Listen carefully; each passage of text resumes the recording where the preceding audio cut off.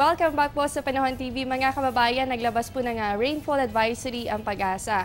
So base po sa datos ng Pag-asa, kaninang alas 5 ng umaga ay posible pong makaranas ng mga pag-ulan o may hinang pag-ulan hanggang sa katamtamang pag-ulan ang Leyte, ganoon din po ang Southern Leyte, Eastern Samar at ang probinsya po ng Samar. Sa mga areas na nabanggit, posible pong magtagal ang mga pag-ulan sa loob po yan ng 2 hanggang 3 oras. Kaya patuloy po dapat ang pag-monitor natin sa kondisyon ng panahon. At mga kababayan, para naman po sa asahang lagay ng panahon sa mga susunod na oras, base po sa 5 AM weather forecast ng Pag-asa, patuloy po ang pag-iral ng tail end of a cold front. Dito po yan sa may Eastern Visayas, ganun din po ang Northeast monsoon, dito naman po yan sa buong Luzon. So para po sa ating forecast, ang Eastern Visayas, abot po hanggang dito sa may Caraga, kasama rin po ang Davao Region. Asahan po natin ang mga may hina hanggang sa katamtamang pag-ulan, dulot nga po yan ng tail end of a cold front.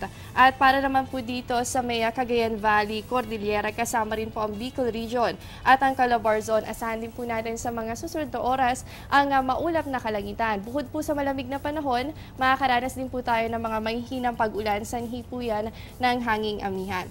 At para po sa Metro Manila at sa nalalabing bahagi po ng Luzon, posible pa rin tayo makaranas ng isolated light rains o yung pulo-pulong mahihinang pag-ulan, dala po yan ng amihan. At dito po sa mga areas na nabanggit natin, dito po sa Metro Manila, asahan pa rin natin ang patuloy na pag-iral o yung malamig na panahon sa mga susunod na oras. Samantala, sa nalalabing bahagi po ng bansa natin, particular po dito sa may western section ng Visayas at ganun din po ang western section ng Mindanao, dahil hindi naman po kayo naabot ng tail end of a cold front, dito lamang yon sa may eastern Visayas. So sa mga nabanggit nating areas, asahan lamang po natin ng fair weather condition. Ibig sabihin, sisikat po ang araw sa mga susunod na oras, pero pagsapit po ng hapon o kaya naman ay gabi, posible po pa rin kayong makaranas ng mga mahihina hanggang sa katamtamang pag-ulan o yung fair weather condition tayo dyan. Generally, good weather condition po tayo para ngayong araw ng Sabado.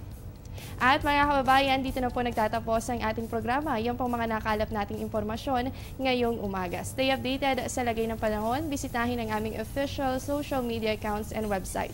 Ito po ang Panahon TV, kung saan walang pinipiling panahon ang pagbibigay impormasyon. Naghahatid ng balita simula Lunes hanggang Linggo 5 to 5:30 ng umaga at sa oras-oras na pagbabalita dito lamang sa Telebisyon ng Bayan. Ako po ang inyong weather body, Jessie Basco, na nagsasabing walang dadaig sa taong may alam at laging handa. Good morning and have a great day ahead. Ang programang ito ay hatid sa inyo ng Air 21. Sagot ko, padala mo.